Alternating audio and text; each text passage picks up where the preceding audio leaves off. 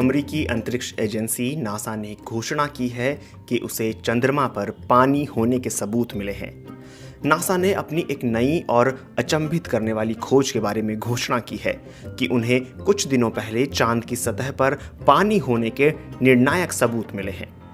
चंद्रमा की सतह पर पानी के अणुओं के मिलने की पुष्टि से नासा के वहां बेस बनाने की योजना को लेकर भी उम्मीदें बढ़ गई हैं। इस बेस को चंद्रमा पर मौजूद प्राकृतिक संसाधनों के इस्तेमाल से ही संचालित करने का लक्ष्य है। इस खोज को साइंस जर्नल नेचर एस्ट्रोनॉमी में 2 अलग-अलग शोध पत्रों में प्रकाशित किया गया है।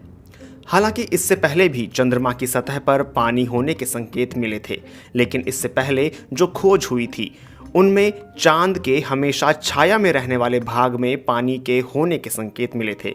लेकिन इस बार वैज्ञानिकों को चांद के उस हिस्से में पानी के होने के साक्ष्य मिले हैं जहां सूर्य का सीधा प्रकाश पड़ता है। एक वर्चुअल टेलीकॉन्फ्रेंसिंग के दौरान बोलते हुए शोध पत्र की सहलेखिका केसी हैनिबल ने कहा, चांद पर लगभग 1 क्यूबिक मीटर मिट्टी में 12 औंस की एक बोतल के बराबर पानी है।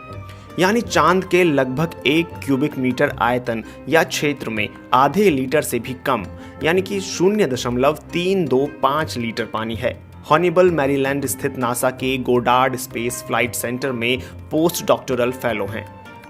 हॉनिबल के नासा सहयोगी जैकब ब्लीचर का कहना है कि शोधकर्ताओं को जल जमाव की प्रकृति समझने की ज़रूरत है। उनका मानना है कि इससे उन्हें यह तय करने में मदद मिलेगी कि अगर भविष्य में चांद पर किसी तरह की खोज की जाती है तो यह प्राकृतिक संसाधन कितनी मात्रा में सुलभ होंगे।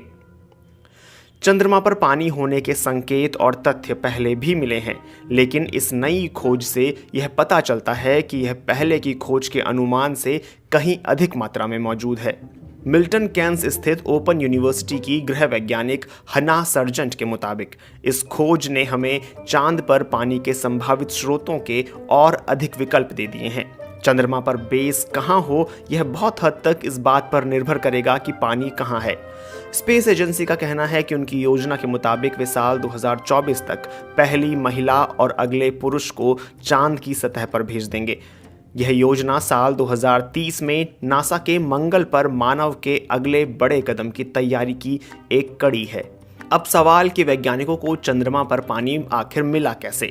इस खोज के लिए सबसे पहले एक एयरबॉर्न इंफ्रारेड टेलीस्कोप बनाया गया जिसे सोफिया नाम दिया गया है। यह एक ऐसी वेधशाला है जो वायुमंडल में काफी ऊपर उड़ती है और एक बड़े पैमाने पर सौरमंडल का काफी स्पष्ट दृश्य उपलब्ध कराती है।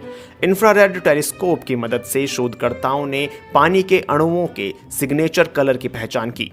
शोधकर्ताओं का अनुमान है कि यह लूनर ग्लास के बुलबुलों में या फिर सतह पर मौजूद कणों के बीच जम गया और यही कारण है कि यह कठोर वातावरण होने के बावजूद भी मौजूद है। एक दूसरे अध्ययन में वैज्ञानिकों ने हमेशा अंधेरे में रहने वाले क्षेत्र का अध्ययन किया।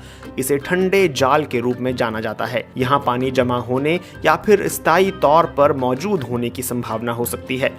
वैज्ञानिकों को दोनों ध्रुवों पर ये ठंडे जाल मिले और उन्होंने इनके आधार पर निष्कर्ष निकाला कि चंद्रमा की सतह का करीब 40,000 वर्ग किलोमीटर क्षेत्र पानी को बांध कर रखने की क्षमता रखता है। चंद्रमा पर पानी की खोज के क्या मायने हैं? डॉक्टर सर्जेंट के मुताबिक इस खोज के साथ ही उन जगहों की सूची और बड़ी हो जाएगी जहां बेस बनाया जा सकेगा।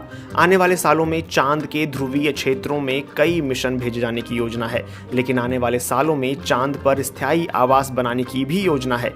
यह एक दीर्घकालिक और महत्वाकांक्षी योजना है। ओपन यूनिवर्सिटी के शोधकर्ता के मुताबिक निश्चित तौर पर यह कुछ प्रभाव डाल सकता है। इससे हमें कुछ शोध करने के लिए समय मिलता है। विशेषज्ञों का कहना है कि अगर हम एक बार यह समझ जाएं कि इसे निकालना कैसे है तो चांद की सतह पर मौजूद यह बर्फीले पानी की सतह चंद्रमा पर अर्थव्यवस्था के लिए आधार को तैयार करने में मददगार साबित हो सकती है। अगर ऐसा हो पाता है तो धरती से चंद्रमा पर किसी रॉकेट को भेजने की तुलना में चंद्रमा पर रॉकेट ईंधन बनाना सस्ता हो जाएगा। तो ऐसे में अगर भविष्य में चंद्रमा पर शोध करने वाले धरती पर लौटना चाहेंगे तो वे पानी से हाइड्रोजन और ऑक्सीजन को अलग कर सकेंगे और ईंधन के तौर पर इस्तेमाल कर सकेंगे।